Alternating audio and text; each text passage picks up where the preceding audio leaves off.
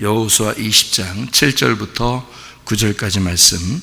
이에 그들이 납달리의 산지 갈릴리 게데스와 에브라임 산지의 세겜과 유다 산지의 기럇 아르바 곧 헤브론과 여리고 동쪽 요단 저쪽 르벤 지파 중에서 평지 광야의 베셀과 갓 지파 중에서 길르앗 라못과 므낫세 지파 중에서 바산 골란을 구별하였으니 이는 곧 이스라엘 모든 자손과 그들 중에 거류하는 거류민을 위하여 선정된 성읍들로서 누구든지 부지 중에 살인한 자가 그리로 도망하여 그가 회중 앞에 설 때까지 피의 보복자의 손에 죽지 아니하게 하기 위함이라. 아멘.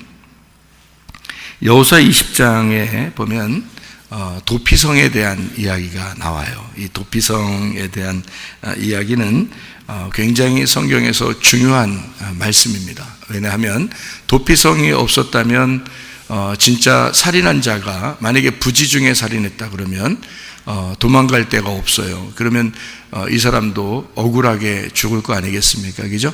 그래서 그런 도피성을 만들어줘서 사람들로 하여금 피신할 수 있도록, 도망갈 수 있도록 그렇게 만들어준 곳이 바로 도피성이에요. 우리가 이 성경을 볼 때 좀 오해하는 부분들이 좀 있는데, 하나님에 대한 오해입니다.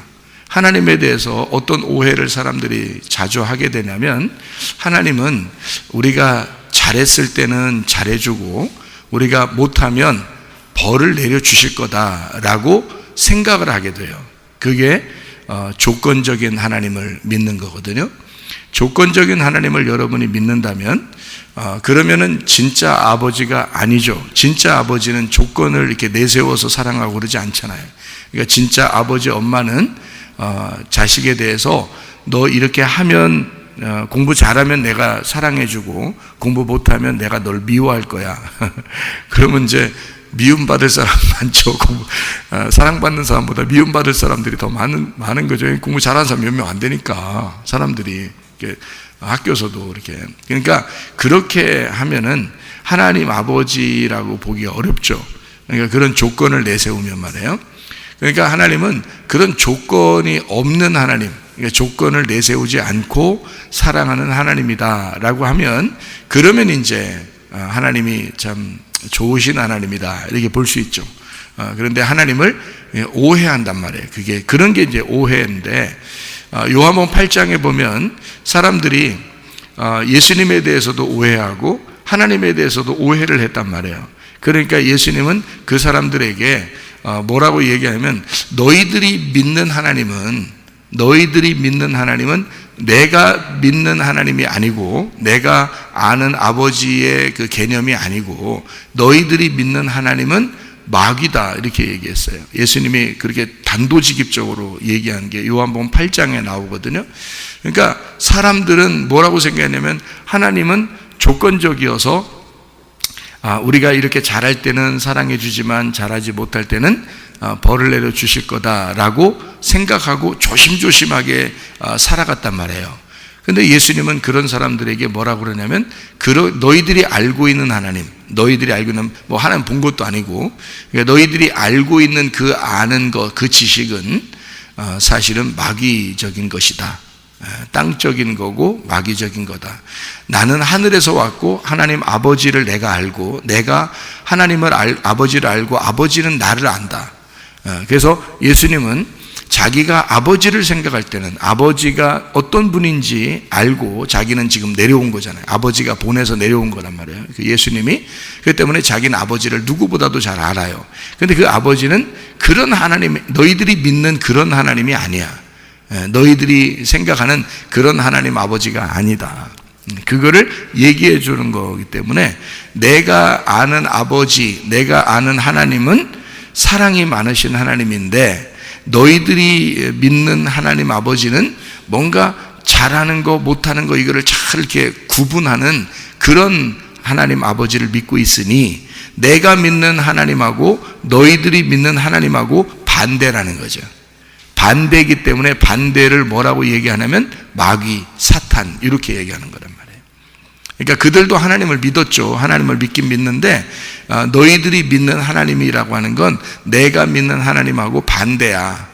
그런 얘기를 마귀를 믿는 거다, 사탄을 믿는 거다라고 얘기한 거죠. 그 사람들이 뭐 무슨 사탄을 믿었겠어요? 무슨 마귀를 믿었겠습니까? 그런 게 아니죠. 그런데 이제 하나님을 믿고 있지만 그게 반대적으로 믿는 거다라고 얘기를 한 겁니다. 그러면 여러분과 저는 올바로 하나님을 믿어야 될 거 아니에요? 그럼 올바로 하나님을 믿는다는 건 어떤 하나님을 믿는다는 거냐면 조건이 없다 이 말이에요.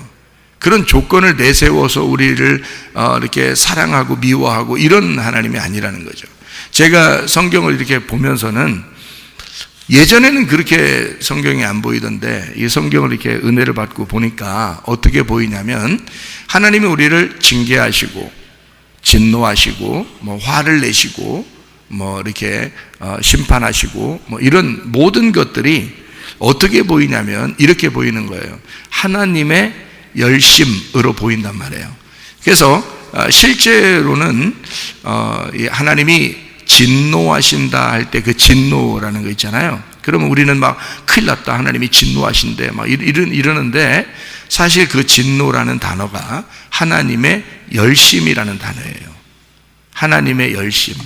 그러니까 우리 쪽에서 막 이렇게 열심을 내는 거, 뭐 하나님이 우리를 뭐 이렇게 열심히 안 하면 혼내고 이런 개념이 아니고, 그런 단어가 아니고, 진노라는 단어는 열심이라는 단어예요. 열심. 그러니까 하나님이 진노하신다 그 말은 바꾸어서 뭐라고 생각해야 돼요? 하나님이 열심히 우리를 사랑한다 그 말이에요. 그러니까 하나님이 열심히 하신다. 여러분이 하나님 그러면은 빛 가운데 계신 하나님이라고 생각하지만 사실은 하나님은 어둠 가운데 계신 하나님이십니다. 하나님이요, 빛 가운데 계신 하나님이 아니에요. 빛이 있으면 하나님이 빛인데 뭐하러 빛으로 나와요? 원래 여러분이 빛이면 하나님이 빛인데 뭘 빛으로 나와요? 여러분이 어둠이니까 빛으로 나오는 거지. 그래서 하나님은 어둠 가운데 계신 하나님이다. 역대하 6장 1절에 말씀하시는 겁니다.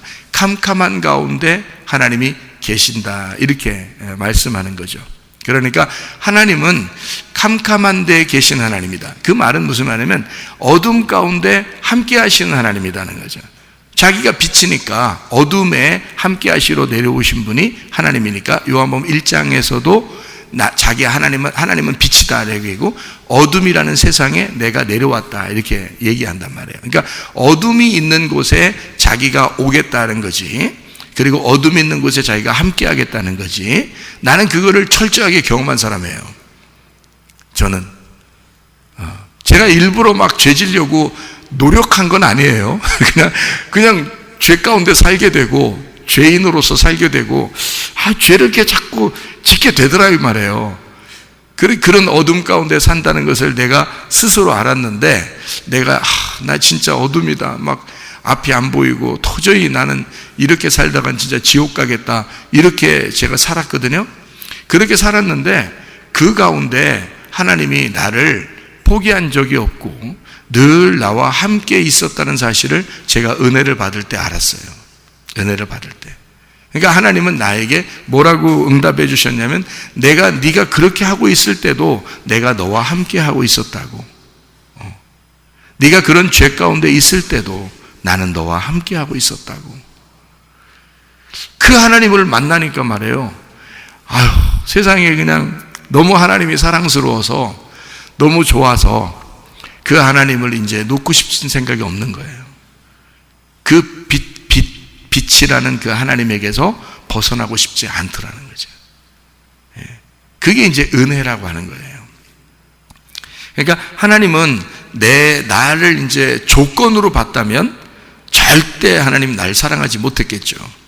근데 하나님은 그런 조건을 내세우지 않더라고요. 그러니까 하나님의 열심으로 오히려 내가 죄 가운데 있을 때 하나님이 오히려 더 열심히 나를 더 사랑하고 있었다. 내가 원래 잘할 때는 말이에요, 하나님이 열심히 사랑 안 해도 돼요. 그냥 사랑하면 돼. 근데 내가 정말 잘못할 때는 하나님이 나를 열심히 사랑해 주셔야 돼.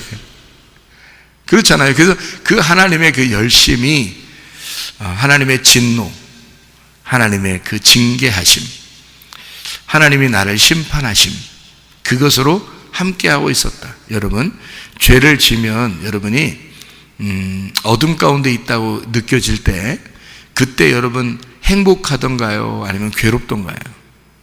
저는 굉장히 괴롭더라고요. 그 왜 괴로울까요? 그 왜 우리가 죄 가운데 살려고 하다 보면 나는 왜 괴로울까? 엄청 괴롭던데요. 왜 괴로울까요? 그게 하나님의 진노라는 거예요. 하나님의 진노. 하나님은 내 마음을 괴롭게 하면서 이것은 하나님의 나를 향한 그 열심이었다.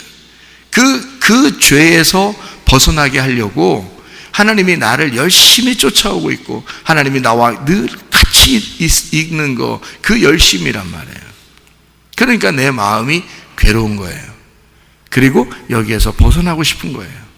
그 마음을 하나님이 자꾸 주시는 게 그게 하나님의 사랑이라는 거죠. 하나님의 열심. 그러다 보니까 하나님의 사랑을 깨닫게 되고 이 성경이 하나님의 사랑으로 보이기 시작하는 거예요. 성경이요. 하나님의 사랑으로 보이기 시작하니까 죄인이 없는 거야. 아무도 정죄해야 할 만한 사람이 없는 거예요. 그러니까 하나님은 무조건 다 사랑하는 거예요. 죄를 진 사람도 사랑하고 죄를 안 지는 사람도 사랑하고 다 사랑하는 거예요. 그러니까 땅에 있는 사람을 무조건 다 사랑하는 거예요. 네. 그러니까 우리가 어둠에 있는 거, 땅에 있는 거라고 얘기해 보면 땅에 있는 사람을, 어둠에 있는 사람을 무조건 사랑하신다. 그게 하나님의 마음이었더라. 이거를 이제 깨닫게 되는 거죠.